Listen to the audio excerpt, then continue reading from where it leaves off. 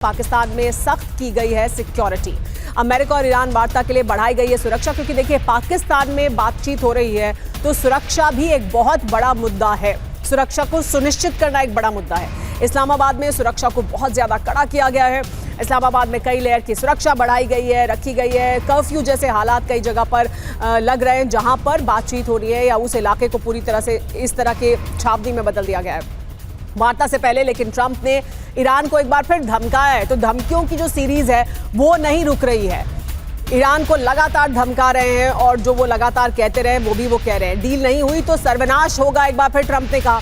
Iran ने भी दिया है ट्रंप को जवाब, 2 शर्तें नहीं मानी तो जंग के लिए तैयार रहे। यानी वो शर्तें जो ईरान ने पहले ही रख दी हैं, अगर वो शर्तें नहीं मानते हैं डोनाल्ड ट्रंप और अमेरिका तो फिर वो युद्ध के लिए तैयार रहे। यही ईरान का कहना है और इसी तरह का रुख अमेरिका भी इख्तियार कर रहा है। अमेरिका भी बता रहा है कि किस तरह से अगर शर्तें नहीं मानी गई तो सर्वनाश होगा।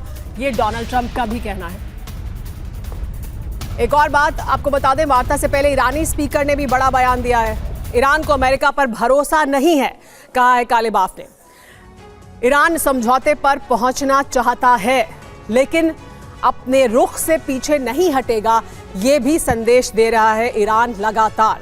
तो ये कह रहा है कि शांति के पक्ष में है लेकिन अपने कुछ अहम मुद्दे जो ईरान को लगता है कि नॉन नेगोशिएबल है उससे वो पीछे नहीं हटेगा। वार्ता से पहले अविश्वास वाला चैप्टर आपको दिखाते हैं। दोनों तरफ से किस तरह के बयान आ रहे हैं जो ये दिखाते हैं कि एक दूसरे पर भरोसा नहीं है। बागेर कालिबाफ ने क्या कहा सुनिए। उन्होंने कहा, अमेरिका से बातचीत का इतिहास खराब रहा है। अमेरिका ने हमेशा अपने वादे तोड़े हैं। 1 साल में 2 बार ईरान पर हमले किए गए। वार्ता के दौरान ही अमेरिका ने हमले किए। खराब अनुभवों के बावजूद डील के लिए हम तैयार हैं। डोनाल्ड ट्रंप ने क्या कहा वो भी जानिए। ईरानी इसलिए जिंदा हैं ताकि वो बातचीत कर सके।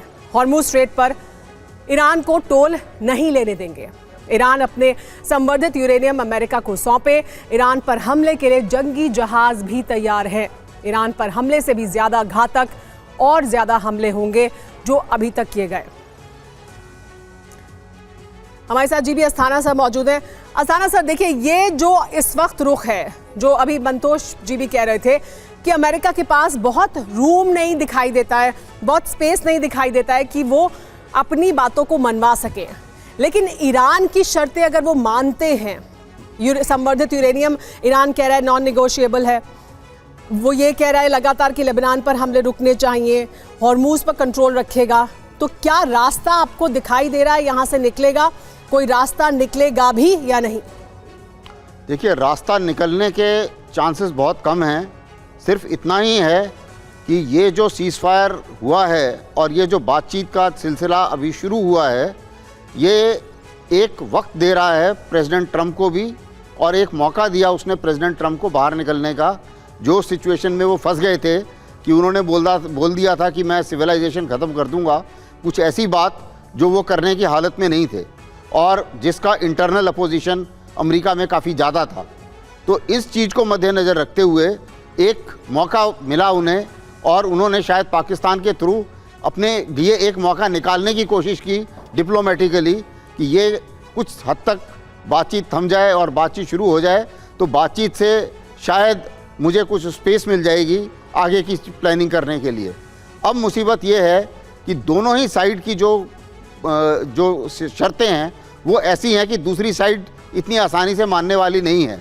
अब जैसे आपने देखा होगा, दूसरी बड़ी बात जो नज़र आती है कि जैसा अमेरिका बताना चाह रहा है अपनी पब्लिक को कि हम जंग जीत गए हैं, वैसी हालत है नहीं, क्योंकि ईरान काफ़ी मजबूती से खड़ा हुआ है।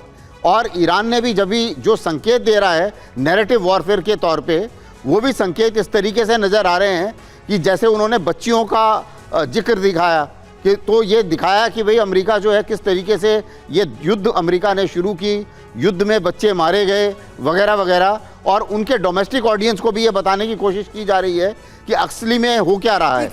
अब अगर आप देखें, यानी नैरेटिव वॉरफेयर में जो कम्युनिकेशन वॉरफेयर है उसमें तो ईरान ने 20 साबित हुआ ही है वो अमेरिका पर, और अभी भी वो लगातार वो बात कर रहा है, वो काम वो कर रहा है अपने घरेलू ऑडियंस के लिए भी और अंतर्राष्ट्रीय दुनिया में भी ये संदेश कि किस तरह से उसके ऊपर हमला किया गया और वो मजबूती से खड़ा रहा।